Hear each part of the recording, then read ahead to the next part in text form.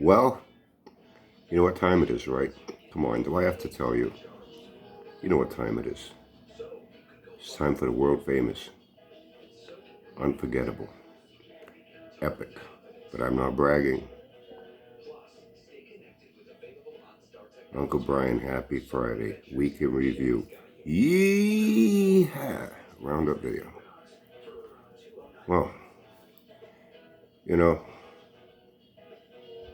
with some things, it's never a question of if it'll happen. It's only a matter of when it'll happen. You know, and some people see it coming, like the Macy's parade in New York on Thanksgiving. You just know it's going to happen. No one needs to tell you, it's obvious. Her job is in full-blown panic mode now. I'm going to touch on a few things, and I like to go back to old sayings I heard growing up from people, and man, they are so true. They are so true.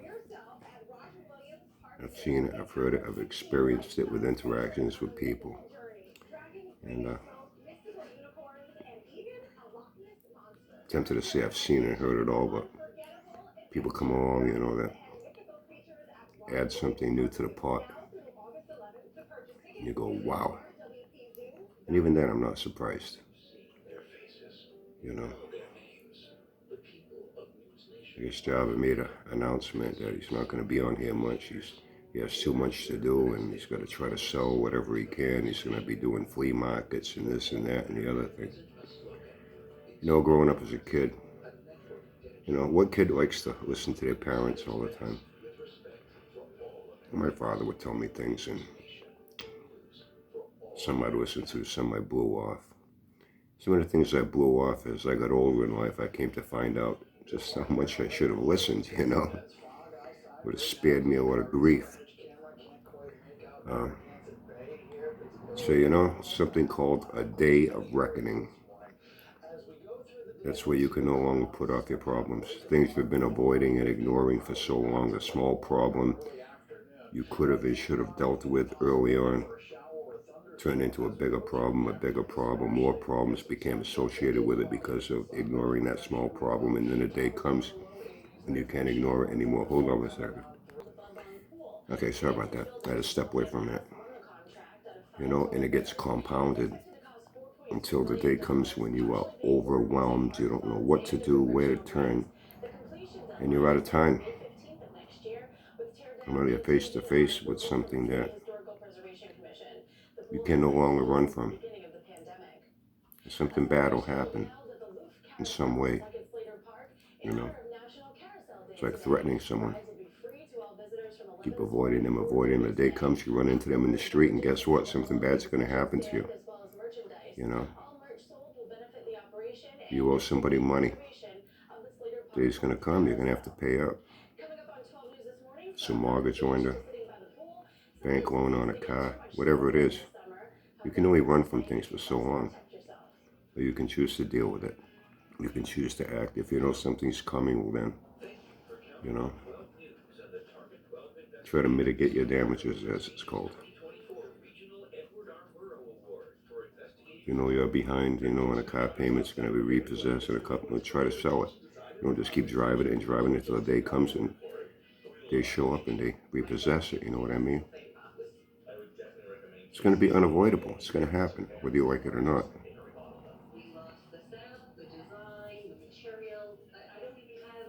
I relate back to it. It's worth repeating what I said recently about that guy that I was good friends with for a long time, Scotty. I still haven't bothered to look into whether he lost his leg or not due to his diabetes or his alcoholism, or if he died. And all his friends that cheered him on, we thought they were his friends, on Facebook. And it was mostly locals here in the city, Don't listen to Cabral, don't listen to him, don't listen to her, don't listen to them. That's what makes you happy, getting rip-roaring drunk, making a fool of yourself, going live on Facebook. You keep doing it, bro. If that's what makes you happy, keep doing it. How many of them going to be around at the end?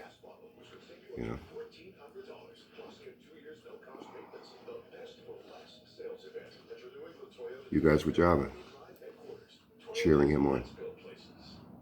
How many of you were there for him now? Offering to buy all his stuff. Even that's not going to save him. You know, this just may help to put a little money in his pocket when he's finally, evicted, when his court date comes up. And then a judge gives him so much time to get out. I don't know how it is in your state, but here, when the final eviction comes down, you're out, that property's supposed to be cleared up. If not, one of two things can happen. Well, one thing that will happen is the bank takes possession of the property and everything on it and in it. It's up to you to get it out before that day comes. You know? They can auction it all off. You stand out in the street looking in, because you're not even allowed back on that property. You'll be trespassing. Once you're physically evicted, foreclosed, no trespassing. Hold on 1 second again. Okay, sorry about that again. I had a sneeze, that's why. I didn't want to be sneezing on here and have to blow my nose. Could be worse, it could burp a fart, right? They'll auction everything off. They have an appraiser, though. If they feel there's anything and what's not sold, then they have an appraiser go and look at it. If they feel it's something that maybe they could, There are a few options, but the thing is, now it's the banks. They can do whatever they want with it. In some cases, depending on the circumstances, they'll put whatever they feel is valuable, in storage. And they hold it for 30 days. Now you got 30 days to get it out. You don't get it out within those 30 days, now it gets disposed of. The Bel Air, the Olds, whatever. Junkies got there, all those bicycles and whatever. It's all going to go straight to a scrapyard. There's not a damn thing Java can do about it. I guess, I guess he had to say something. He had to say something. Oh, guy's going to buy my house, and suddenly, he's going to buy another house. Oh, I'm going to get a federal grant. It's going to pay off all my mortgage free and clear. I guess that didn't happen. He was, not that long ago, he was on Easy Street, right? I heard he was even flashing money. He was on Easy Street. Not a care in the world. Now he's in a world of hurt. That he always has been. All along.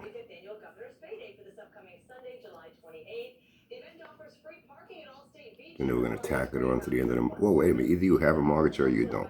Like I said, it was so convoluted. He talked in circles, and I guess he just had to say something. I guess none of that happened. Now his court date's coming up. We all know what that's about. Ran out of time. His day of reckoning is looming very soon. He's got nowhere to turn. All you guys that, cheering him on, supporting him, yeah. You keep working on that, Bel Air. We want to see you work on that car. Come on, we know you can do it. Like I said, were you helping him or hurting him? You were helping him to avoid a serious problem, like basic. Where the fuck are you gonna live? Can't get much more basic than that. And you encouraged him to avoid it. His responsibility, doing something, anything. What kind of friends are you?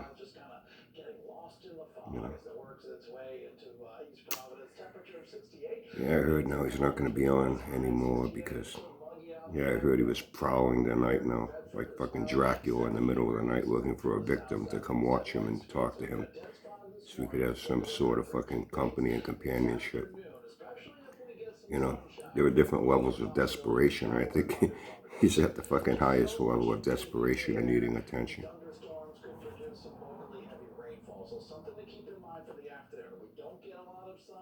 Another saying, be careful what you wish for, you just might get it. What I say right out here in the open. I don't have a troll account. It's the only account. It's not even mine. I share it with my friend Kevin. That lives close by here, Kevin Turner. I don't have an anonymous troll account. Calling myself Fred Flintstone or some other shit. And all I do is go around to other people's channels, dropping comments, to insult them. I don't do that. Never have. For better or worse, whether you like it or not, what I do has always been right out here in the open. Not everybody is the same way. I've heard for a long time that someone's been trying to get my attention bad. I say I know who the guy is. I just know by the name he goes by on here. You know, what his real name is, who the fuck knows. He hides. You know, he's always had a lot to say about me, but he never says it out in the open. For some reason. Looked at his channel. He used to come to my channel and troll me. I laughed at him, until we got to be so fucking annoying, this fucking block. Real simple solution, you know. And I block people. Trolls. Oh, I've had my share of trolls. Believe me, I've had my share. Notice I laugh and I smile when I talk about it. I don't go into full mental meltdown like Jabber. Trolls. Hey man, it comes with the territory. This is the internet. You know? You can't deal with it, then get the fuck off the internet. Maybe the internet is not for you. You should take up a different hobby to occupy your time, you know? When that won't drive you out of your fucking mind. I tend to laugh about a lot of things. These people don't seem very happy. They seem pretty miserable and angry and upset. You know, you can tell with things that they type. They get irritated. I was talking with Will about this recently. I said, you know, I think some people, what irritates them the most about me is that I won't allow them to try to manipulate me or intimidate me. It's not going to happen. They keep trying. In this case, I guess this guy's been trying to draw me into an argument, so I'll make a video and I'll go back and forth with him. It ain't going to happen. Even Jabba, you notice, I've never argued with him. I don't argue with anyone. Another old saying, you know, from a quotation from a guy that I like his works. I like his books. I like to read. Hemingway, Poe, a guy by the name of Dean Koontz.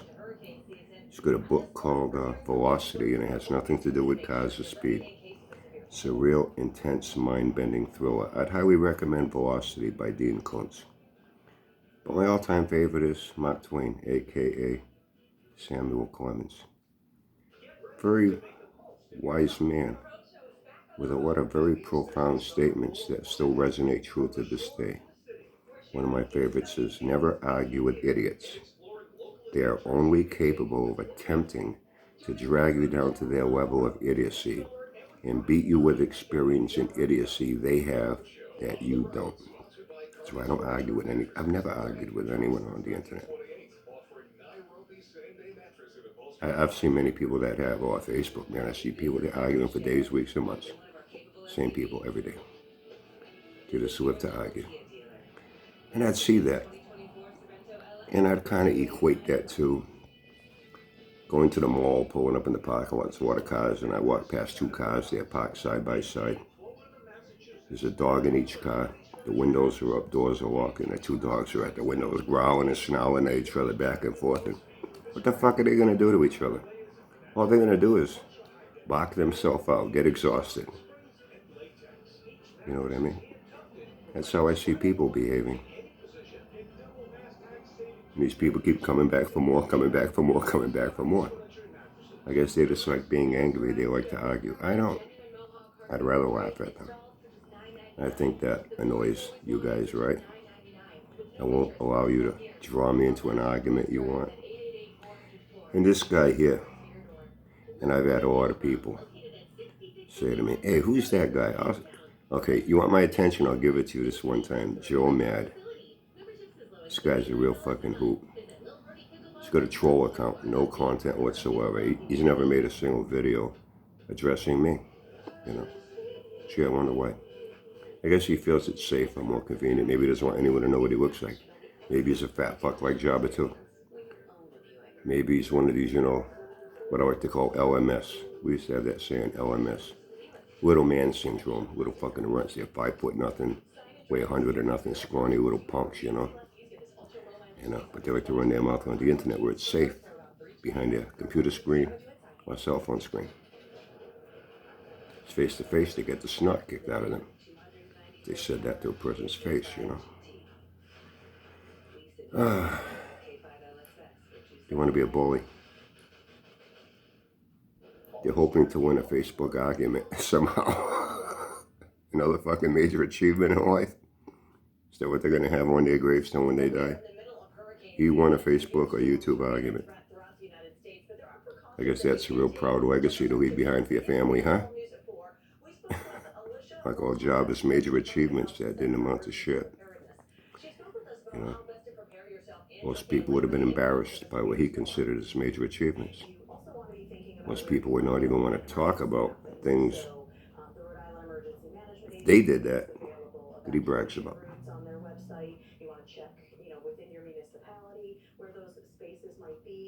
Yeah, Brian. He pops up on just about every one of Java's videos, whether it's a live or whether it's one of his regular videos. The only time he trips in on comments is to talk about you, Brian.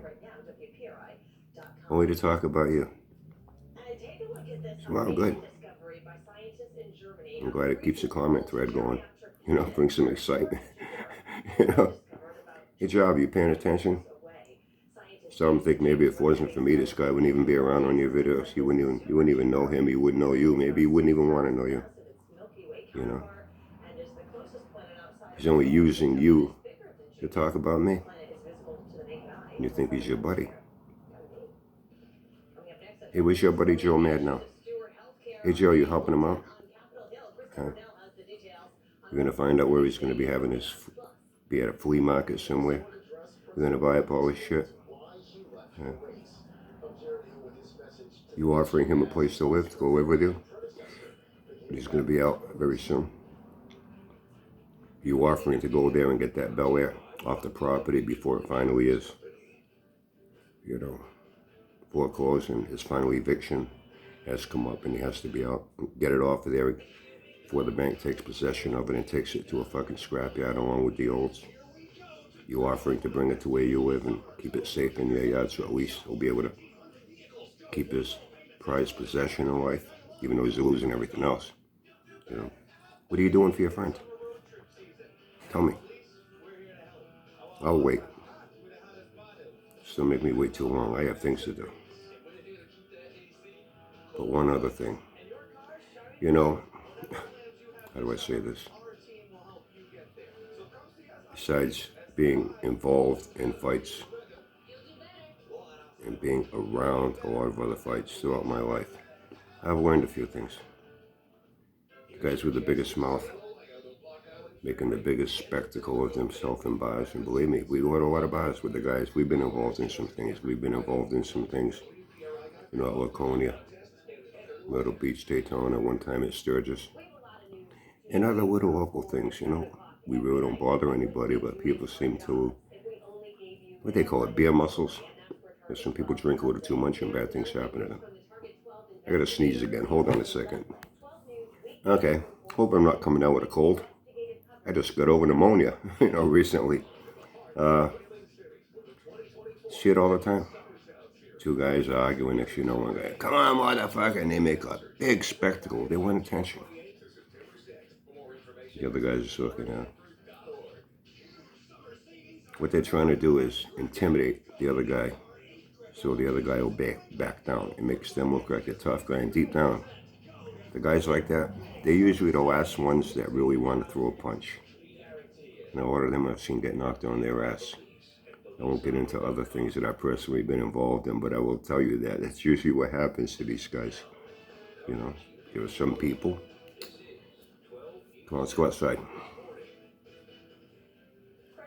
I had one guy like that. Come on, let's go outside. He's there. Come on, let's go outside. Guy wouldn't go outside.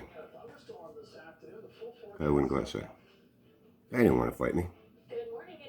He wanted to try to intimidate me in front of everybody to look like a tough guy. I wasn't about to argue with him. I wasn't about to start yelling and making threats at him. I don't threaten anyone, Joe. I don't threaten anyone. I don't need to. But I take it you issued a threat. I saw that video. Someone texted me last night, hey, I guess Job is really up against the wall now, huh? Put up a video, he's not going to be around. He has too many things to deal with, and he's got... Yeah, anybody Joe Mad was there, once again. Jabba is going through all this, and all Joe Mad can do is go in there and talk about me. So much he cares about you, Jabba. You cared more about wanting to say something about me than what you're going through. You think this guy's your friend? How Sanford doesn't know the meaning of friendship. Neither do you. So I watched it. It was only like a minute and something. It's about all I can take, a Jabba.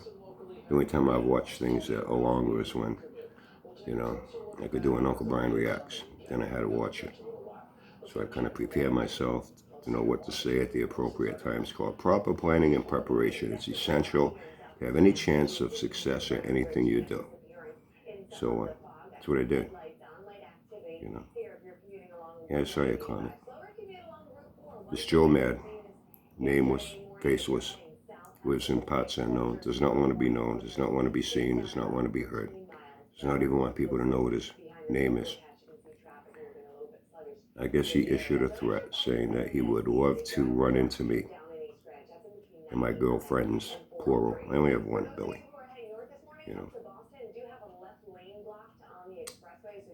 You'd love to run into me.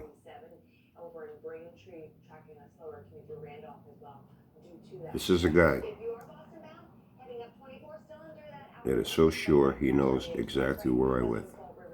If that's the case, Joe, why don't you come run into me? How's that? Come run into me. I'm okay with it. I have absolutely no problem with being face to face with you. And this is no threat. I'm just telling it like it is. There's something called arrogance and confidence. People that are arrogant usually run their mouth and bad shit happens to them. People that are confident in their abilities, things usually turn out pretty well for them. So I'm just letting you know. I am more than happy to have you run into me. You say you know exactly where I live. Should be no problem for you to come and run into me. Am I correct? Did you think I was going to argue with you? Did you think I was going to threaten you? Did you think I was going to behave like you? Did you think maybe I was not going to say anything? Did you think you were able to intimidate me, manipulate me? That'll never happen. I think you know that by now. And I think that's what irritates you the most about me. Is that you know you can't, you never will. There's not a single thing you've ever said, or ever could say, that would bother me, that would worry me. What have you accomplished? Not a fucking thing. My life is the same. I'm still happy with the same people in my life. How happy are you? How happy are you? I think it's a fair question to ask. So, be careful what you wish for. You just might get it. It might not be the way you want to get it. Or you're hoping you will get it. But you'll get something. That you can count on. So, yeah, I know he'll probably say some more shit about me. Let him. Do me a favor. Don't argue with those idiots. Especially on my behalf. The last thing in the world I need is anyone to defend me. Quite okay on my own. Even Kenny and the guys, as much as we do together, as individuals, we don't need other people backing us up as individuals. We can take care of ourselves. We're big boys. We're not little crybabies on here. So, once again, Jabba's day of reckoning came. He put off things for far too long. He put all his importance in life in a car that'll never run, never start. Even, leading up to it.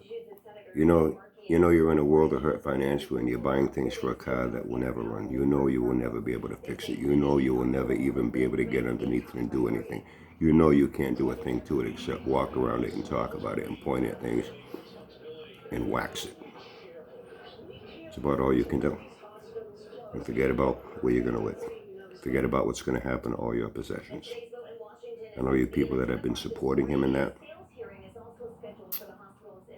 hope you're proud of yourself. I really hope you're proud of yourself for how you enabled him. And you hurt him more than you ever helped him. Have a great day, everyone. Have a great weekend. Have fun and stay safe. See you on Monday.